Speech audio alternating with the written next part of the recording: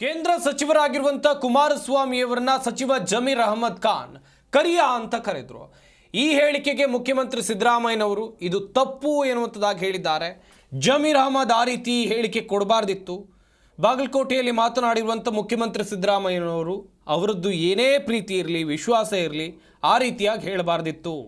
ಕುಮಾರಸ್ವಾಮಿ ಹೇಳಿದ್ದಾರೆ ಕೊಚ್ಚೆ ಅವರ ಕೈಯಲ್ಲಿ ಅಂತ ಎನ್ನುವುದಾಗಿ ಮುಖ್ಯಮಂತ್ರಿ ಸಿದ್ದರಾಮಯ್ಯನವರು ಹೇಳಿಕೆಯನ್ನು ಕೊಟ್ಟಿದ್ದಾರೆ.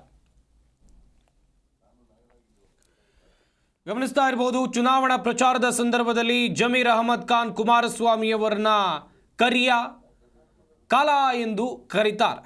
ದೊಡ್ಡ ಮಟ್ಟದ ಆಕ್ರೋಶಕ್ಕೂ ಕೂಡ ಕಾರಣವಾಗುತ್ತೆ.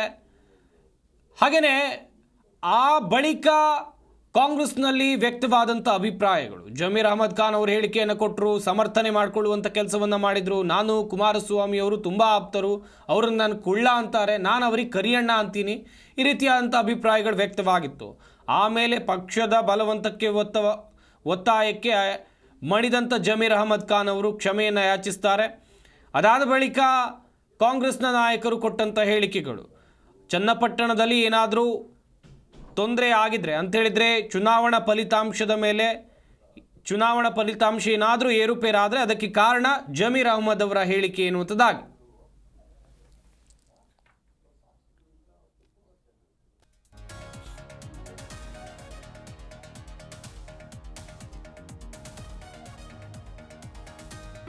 ಜಿ ಕನ್ನಡ ನ್ಯೂಸ್ ಈಗ ನಿಮ್ಮ ಮನೆಯಲ್ಲೇ ನೋಡಿ.